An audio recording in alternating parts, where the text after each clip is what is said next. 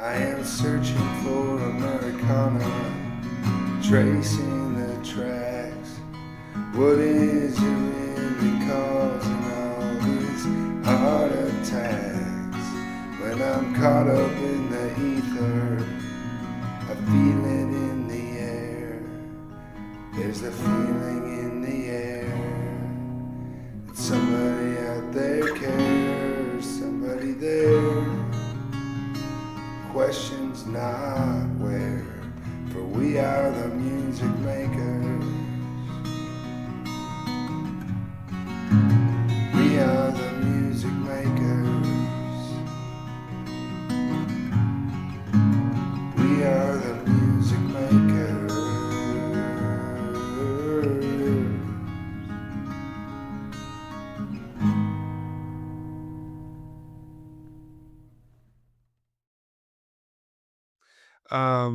What do you find unique about Nashville and Tennessee for the artist and music scene? Man, it is Music City, and everywhere you go, everybody you talk to, somebody's either in the business, trying to get in the business, used to be in the business, knows somebody in the business, family, uncle, it's not even probably like instead of 6 degrees of separation, it's like 3 degrees of separation, You're not kidding. which is cool, man. So you can talk to like-minded people, and they're very supportive, and they're nice, and they'll, if you ask them, they'll probably tell you their story. Yeah. So if make sure you got time to listen to their story.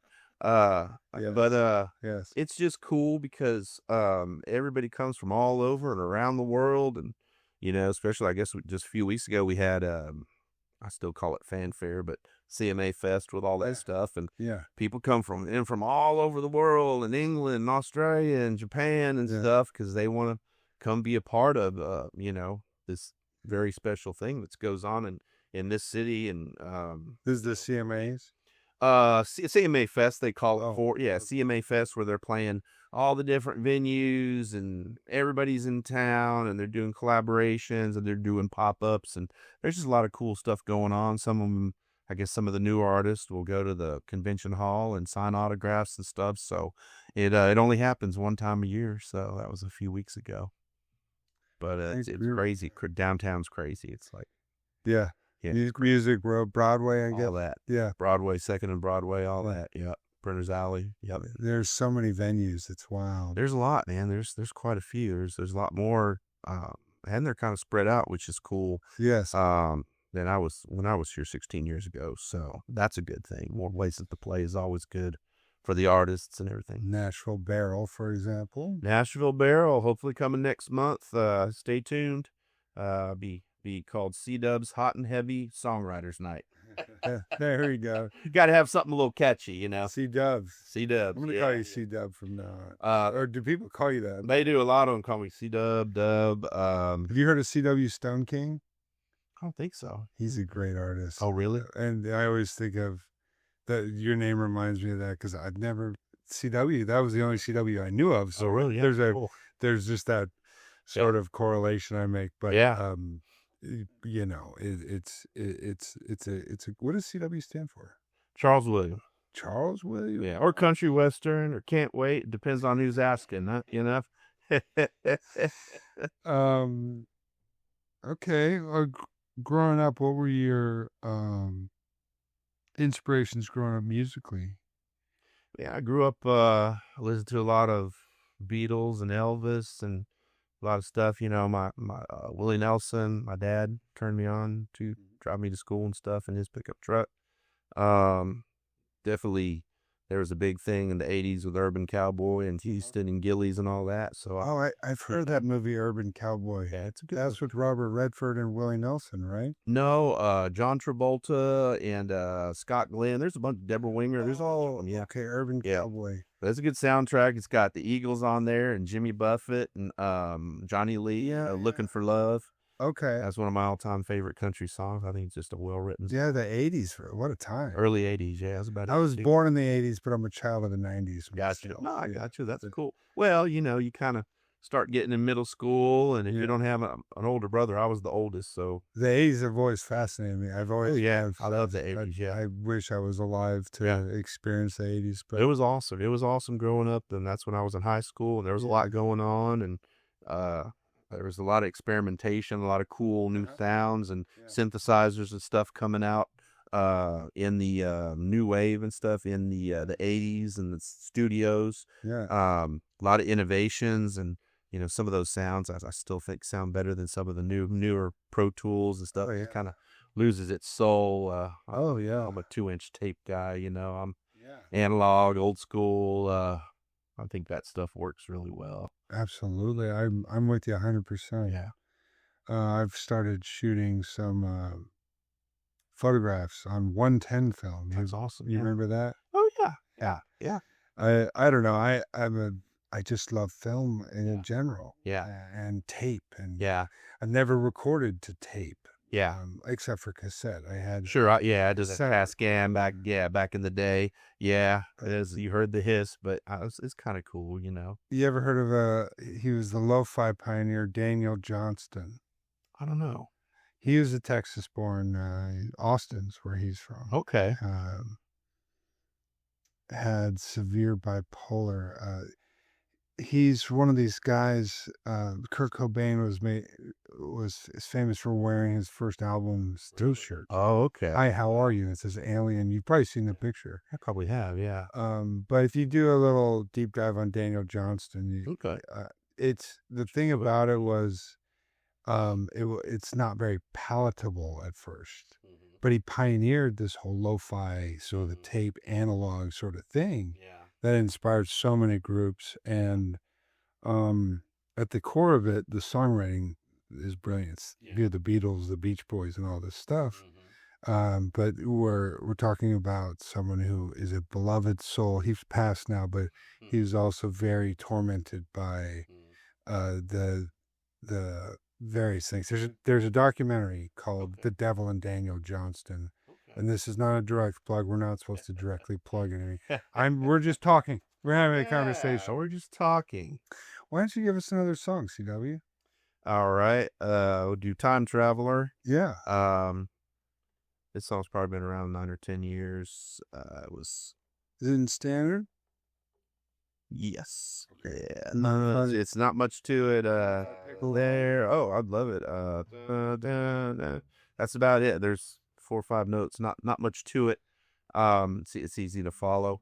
This was a co-write with the late great Buck Moore, who did "Pay Me at Birmingham" and "The Note" for Tammy Wynette and Daryl Singletary. He had some other cuts with Hank Jr. and stuff. His old school. He's passed, unfortunately. He passed before the song was actually finished, and he started it with C.J. Weems, my co-writer of "You Are My Baby" and my writing buddy, and just a great guy. And he brought it to me, and he's like, "What do you think about this?" Because it wasn't finished. And I was like, "Man, I think it's a great song. It's awesome." Yeah. And I kind of helped tweak it at the end, the arrangement, everything. And then I just been pitching it to people. I got it to Jared Neiman, Lee Bryce, Chris Young, Radney Foster. I'm a big Radney Foster fan. I think he's a great, excellent writer. Radney Foster. That's a cool Texas guy. Yeah. It's a Radney. Yeah. Well, he's written stuff for, if you just Google him, Heath Urban. Yeah, he's awesome. He's done stuff with Pat Green, and he's been all over the place. But he's a great artist and a great live player, him and himself. Yeah. So got this song pretty much finished, demoed, and I was pitching it, and everybody's busy and everybody's got 2 or 3 albums already committed with the songs and stuff. So I think it's really timing with a lot of this stuff. That's what I'm learning. Well, I've been learning. It's all timing. So, we're looking for that divine moment, divine download and all that.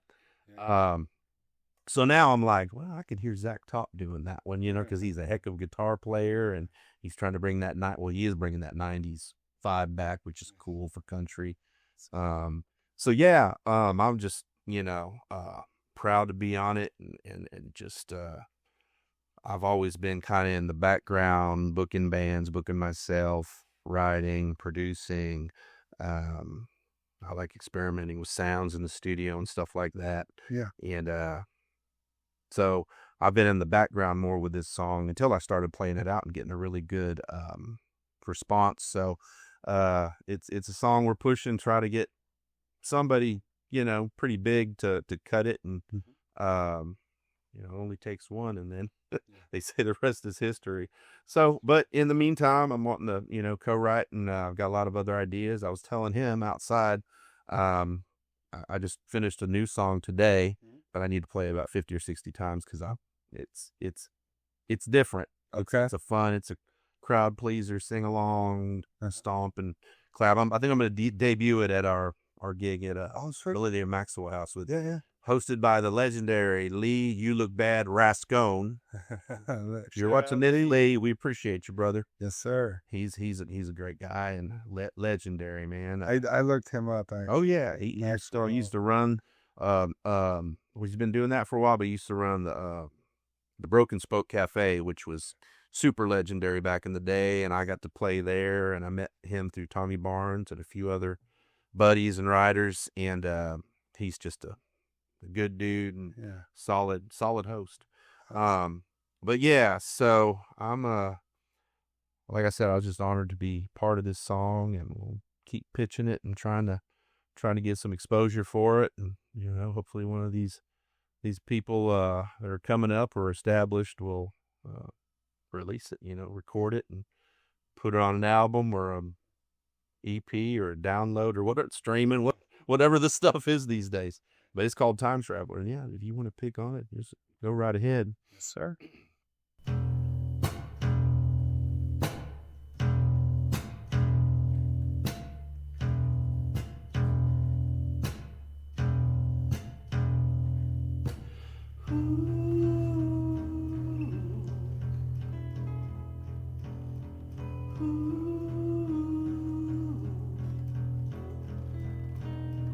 I'm a time traveler, if only in my mind I drift in and out of the here and now through the sands of time. Memories take me back when I close my eyes. See you standing right there like an answer to a prayer. I see it so clear, but I'm still hearing those images burn. It's a blessing and a curse to be a time traveler. They say it can't be done, but I do it all the time. I don't even need a time machine to write one thought, and then I'm spinning through the past till the pain, love, and laughter all come rushing back. Yeah, I'm a time traveler, if only in my mind I drift in and out of the here and now through the sands of time. Memories take me back when I close my eyes. See you standing right there like an answer to a prayer. I see it so clear, but I'm still hearing those images burn. It's a blessing and a curse to be a time traveler.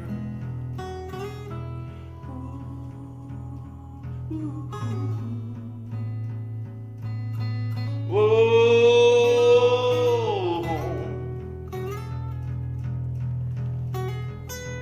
whoa, no matter how I try, I can't bring you back with me to reality. Whoa, I'm a time traveler, if only in my mind I drift in and out of the here and now through the sands of time.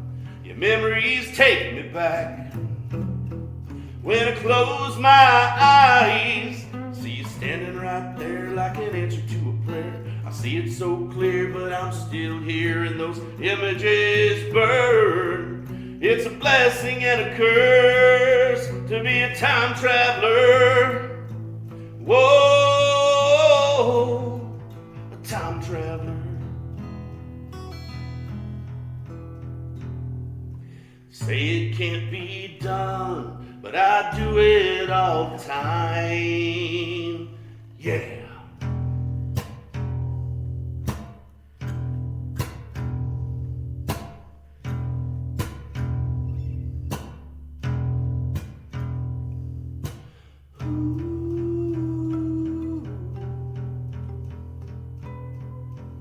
Time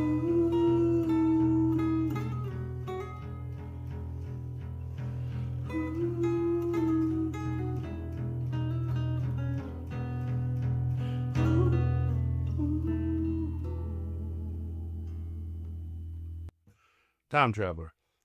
Ran out of air at the end there. Woo. That's a good one, man. I like Thank that you. one.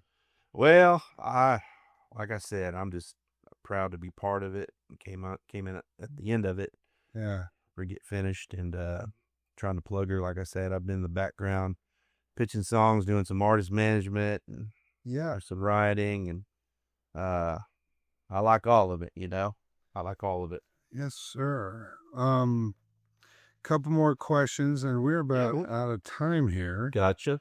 I got a question. Go ahead, Kyle. What are your thoughts on more and more people nowadays using AI to write music? Well, it's not for me.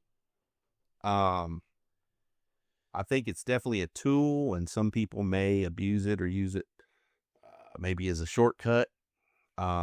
I don't think it's ever going to replace good old heartfelt writing, because AI don't to have a heart. And to me, country and good music's all about storytelling and experiences and living it and authenticity. And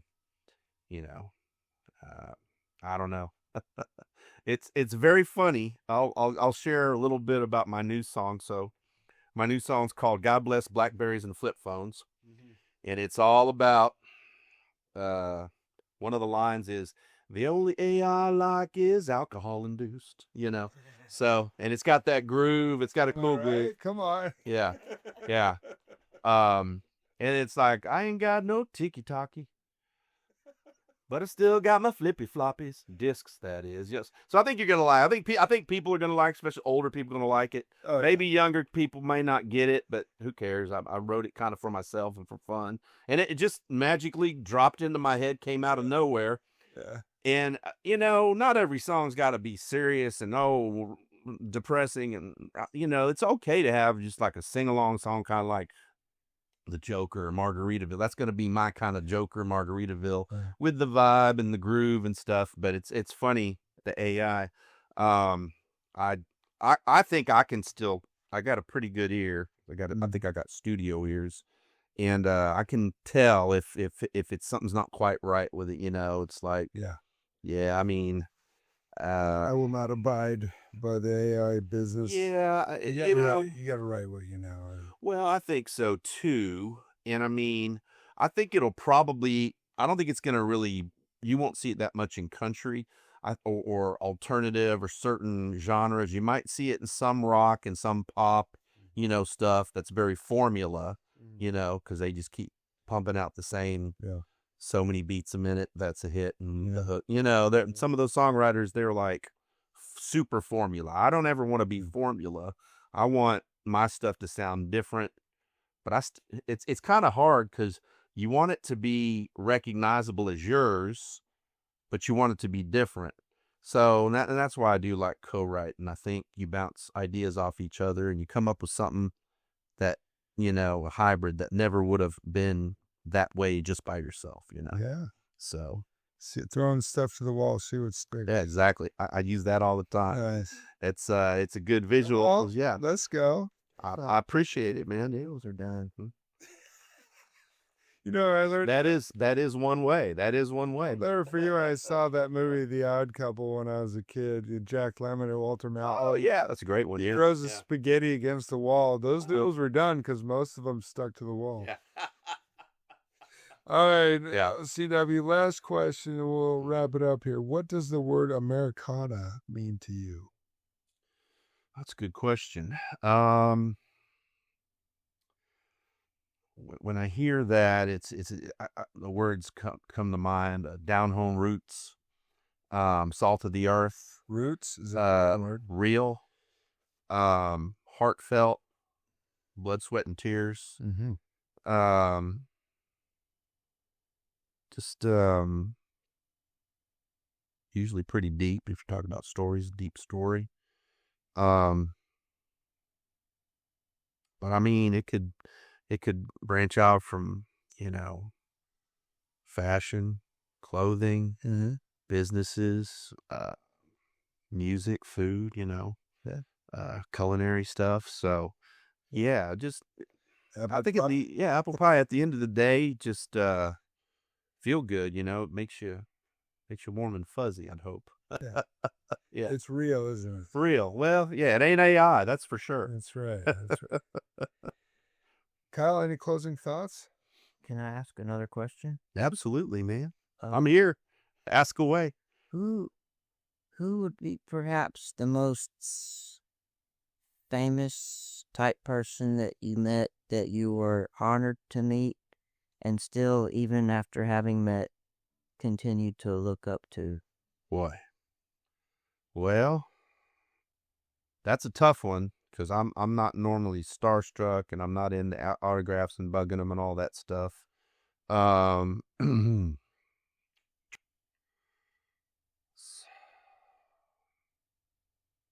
But Radney Foster is definitely one. I really respect him and seen him live dozens of times, whether with a band or just solo. He always brings an excellent show. Great storyteller.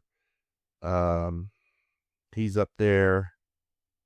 I got a pretty cool picture with Kinky Friedman. God rest his soul. He was a cool troubadour, poet, crazy, awesome dude. Yeah. You say famous. I'm trying to think.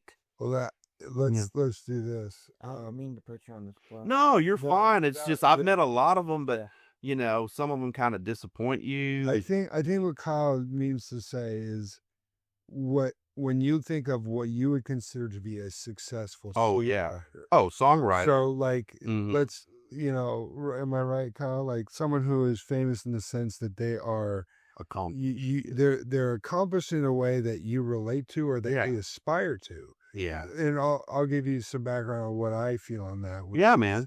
Success to me it's subjective and it's not always, monetarily successful is fine, but reaching someone, Absolutely. So I think maybe we'll reframe it like someone who's reached you, that you've met and you continue to have that respect.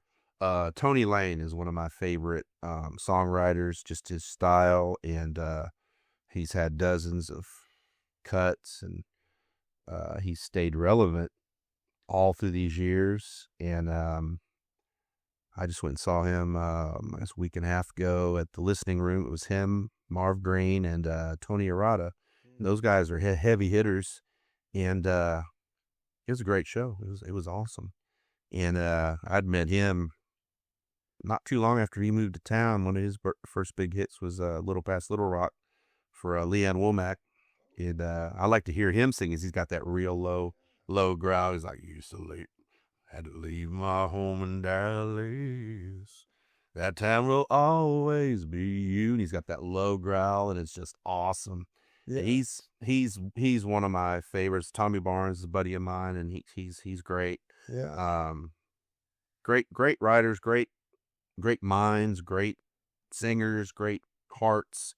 Definitely those guys are up there, and the list goes on. But just seeing him within the last couple weeks, he always delivers, and with him, less is more. He's not trying to show off. Mm-hmm. He's just being himself. The quote that I like. So he's got a new Kenny Chesney hits coming out on the new Kenny Chesney album, and he said, "Well, when I wrote this, he's like, I don't think it sounds like a Kenny Chesney song," but he's like, what does a Kenny Chesney song sound like? Phil, do you know who Don Schlitz is? Oh, yeah. He's a gambler. Yeah. Well, he's had a lot of hits. He doesn't record his songs. He just performs them at the Opry. Yeah. Now, I have a story about that. I never would have thought of the gambler. Mm-hmm. Yeah, like what you said. What you just said, I think, was, what does a Kenny Chesney song sound like? Right. The thing is, when Don Schlitz wrote that song, he was 19. Yeah. And Kenny Rogers, he plays it to his strengths. Absolutely. Yeah. That's how that song got famous, is because it became that. Yeah. But when I heard Don Schlitz play it, I would go into the Grand Ole Opry. Yeah. Yeah. There's a lot more intricacy to it. Absolutely. Some more chromaticism in the progression. Yeah. Some complexities that are nuanced. Absolutely. But they're less mainstream. They're just heartfelt. And it got me, man. It was incredible. Oh yeah. And the songwriters nights when they do it at the listening room or the Blue Bird or wherever they are, when they tell the story in the background, and there's always some comic relief and you laugh, and they're putting on a show, and you're getting entertained in a whole new way, and it actually brings the song to a different light, and you think about it differently. And then a part of the song, you're like, wow, that was interesting that came out that way. I wouldn't have thought of that if he hadn't have told us. Right. So that's what I really like about the songwriters rounds and what we're going to do here in the next week and a half. Yeah. I'm looking forward to it, and just hearing the stories and enjoying some good music. But yeah, I mean, this is the town to be in. I used to go to South by Southwest all the time. That was more of for the artists, not the writers, the bands, and all that, and then trying to get a record deal and all that stuff. And that was cool, but I saw some good shows there and some great songwriting. But that's kind of changed. To me, Nashville, it might kind of change a little, ebb and flow and stuff, but the heart of it's still, these songwriters nights, the Grand Ole Opry, the Ryman, I mean, I don't think that'll ever lose its magic to me, so I'm super happy to be back home and ready to retire. Hopefully a semi-successful songwriter in the next couple years, but hey, if I don't, I'm still enjoying the ride. CW, thank you for joining us. Thank you, brother. Thanks for having me. Yes. Good to meet you. Thank you, Kyle. Good questions, man. I'd made you think about some stuff I hadn't thought about in a while. Put it in song. Well, I probably will. I probably will too. I got some ideas for that one I was working on the keyboard. Yeah. So, and I talking to you has inspired me to get back into the songwriting zone. I've kind of been dipping in and out of it lately. Yeah. So well, but it's very much the feeling's mutual. So I mean, it used to be hard for me to. It is still kind of. I wouldn't say it's hard, but it's a challenge. It's easy for me to start a song and have a vision, but it's hard for me to finish it, and that is why I like co-writing. Because if we put our heads together, me and somebody else, we can usually hash it out and finish it. We may have to revisit and tweak some things later or whatever. But I think if you have a basic structure, a beginning, middle, and end, that's something you can work with, So that's what I struggle with sometimes. But then sometimes they just kind of flow, and I know where I want to go, and then the right words will come to me, and I'll put them on the phone or scratch them down or whatever. That's how I finished that song today. Yeah. And it's going to be pretty silly, but I think it's going to be fun, and I think people will remember it, which is cool, Even though not a great number one song, who knows if somebody would cut it. Somebody said when I told them about the idea, they're like, Brad Paisley might cut that. He's cut stuff like that before. And I'm like, I'd love to have a Brad Paisley cut. He's awesome. He's one of the greatest guitarists ever. And, we know he can sell some downloads and records. Amen to that. Well, we got 2 episodes worth here, so we're gonna break this up. So that'll be great. I like that. It's cool. Again, thanks for coming out to my spot, and it's great jamming, great talking. Absolutely. Yeah. We'll cut the camera, and then we'll hang out a little bit longer, maybe jam a little bit or something. Well, I don't know how much of a jammer I am, but I'll play another one. You can. It's real easy, so you can jam whatever you want on it. All right, that sounds good. I appreciate you, man. My name is Sean McLaughlin. Co-host is Kyle Thompson, and we've been graced with the presence of the great C.W. Walsh today. Thank you for tuning in. Have a great night. Yep. And obviously we're live right now, so we're good night. Bye-bye. Bye-bye. Very nice. Very nice. Very nice.